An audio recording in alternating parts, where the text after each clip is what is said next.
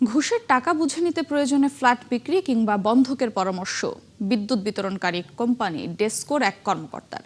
অতিরিক্ত জরিমানার ভয়ে গ্রাহক তা করে ৫ লাখ টাকা তুলে দেন কোম্পানিটির কাফরুল বিভাগের সহকারী প্রকৌশলী মফিদুল ইসলামকে।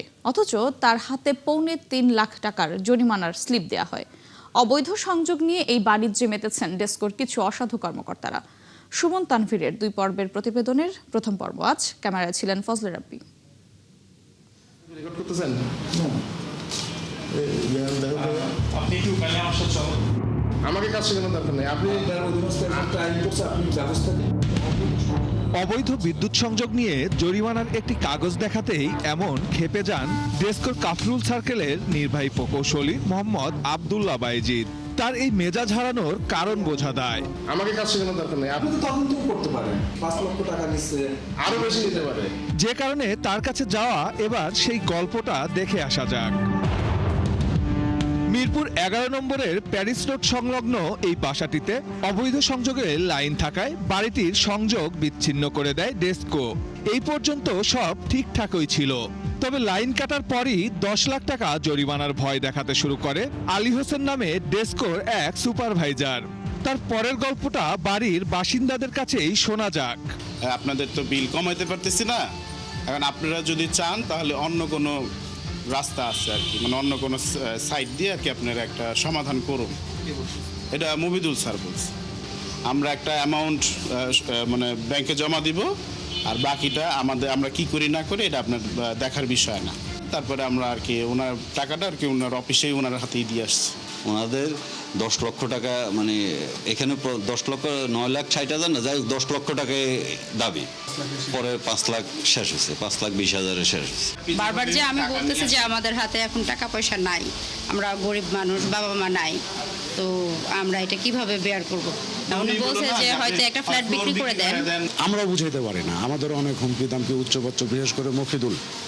আর ওই লোকটার নাম যেন কি? হ্যাঁ, আলী হোসেনকে মারাত্মক ভয়ভীতি প্রদর্শন করছে। মানে তাদের তো একটা ইন্টেনশন ছিল, এবং এলাকায় এদের কাজ, এরকম কাজ আরো ২-১টা হয়েছে।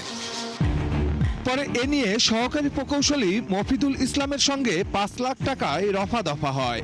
ফ্ল্যাট বন্ধক রেখে তাকে সেই টাকা দেন ওই গ্রাহক। পরের দিন জরিমানার এই কাগজটি ধরিয়ে দেওয়া হয় বাড়ির মালিককে, যেখানে স্পষ্ট ৫ লাখ টাকা নয়, ২,৮৪,০০০ টাকা সরকারি কোষাগারে জমা দিয়েছেন তিনি। বাকি টাকা গেল কোথায় জানতে কাফরুলের ডেসকো কার্যালয়ে মফিদুলের কক্ষে টিম ৭১। তার দাবি অতিরিক্ত কোনো টাকা নেননি তিনি, তবে ব্যাংকে জরিমানার টাকা দিয়েছে কে, এমন প্রশ্নে অসংলগ্ন কথা বলতে থাকেন এই কর্মকর্তা। ৫ লক্ষ টাকা আপনার হাতে দিয়েছে, এবং এই যে বুদ্ধিটা যে বাড়ি আপনি বন্ধক দিতে পারেন, ফ্ল্যাট বিক্রি করতে পারেন, শেষে আপনার বুদ্ধি, আপনি বুদ্ধি দিয়ে দিয়েছেন। না, আমি না, স্যারের সাথে আলাপ হয়েছে, স্যারের সাথে আলাপ, শুধু আমি একা ডিসিশন না তো। আপনি যে টাকা জমা দিয়েছে সেই বলতে পারবে এটা। আপনার কাছে টাকা দিয়েছে না, অবশ্যই না। হ্যাঁ, প্লিজ ভাই, মানে আপনি ওখানে কথা বলেন, স্যারের সাথে কথা হয়েছে, স্যার দেখায় কথা বলতে হবে। তবে এই ঘুষ লেনদেনের মধ্যস্থতাকারী সুপারভাইজার আলী হোসেন অকপটেই জানিয়ে দেন মফিদুল ইসলামের মাধ্যমেই টাকা জমা হয়েছে ব্যাংকে, আর সেই স্লিপ আলীকে দিয়েই গ্রাহকের কাছে পাঠান মফিদুল। তবে মধ্যস্থতাকারী হিসেবে যে ২০,০০০ টাকা নেওয়ার কথা আসছে সেটি নেননি বলে দাবি করেন আলী হোসেন। আপনার মাধ্যমে ওনার কাছে এসে দিয়েছে? আমার মাধ্যমে বলতে কি, পরামর্শ দিচ্ছি যে উনি যেহেতু ডিল করেন বিষয়টা, আপনারা সম্পূর্ণ তার সাথে কথা বলুন। উনি সরাসরি কথা বলছে যে এখানকার যে ছেলেটা ওই বিপুল না কি বলে, বিপুল, হ্যাঁ, উনি নিজেই আইসা, উনি ওনার বোন, কোনটা ডিল কথা বলছে। বলবেন এই ২০,০০০ টাকা পরামর্শ কি? না, ওনার কাছ থেকে কোনো টাকা পয়সা নেওয়া হয় না।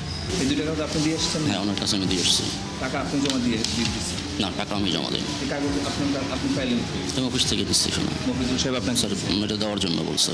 মফিদুল সাহেব আপনাকে দিচ্ছে যে এটা কাগজটা দিয়ে আসেন, উনি আসলে পরে কাগজটা দিয়ে দিলেন। তার মানে মফিদুল সাহেব অন্য কাউকে দিয়ে টাকাটা জমা দেওয়া হয়েছিল হয়তো। বিষয়টি নিয়ে কাফরুল সার্কেলের নির্বাহী প্রকৌশলী আব্দুল্লাহ বাইজিদের সঙ্গে কথা বলতে গিয়ে উল্টো ক্ষোভের মুখে পড়তে হয়। বিভিন্ন বস্তিতে তার কর্মকর্তাদের প্রত্যক্ষ মদদে যে অবৈধ সংযোগ চলছে সে বিষয়েও কোনো কথা শুনতে রাজি নন তিনি। আরো বেশি নিতে পারে, but you have to, it should be official. আমরা যে ফাইন্ডিংস পেয়েছি আপনার লোক টাকা নিয়ে, ঠিক আছে, আপনি আপনার ফাইন্ডিংস নিয়ে কাজ করেন, কোনো সমস্যা নেই।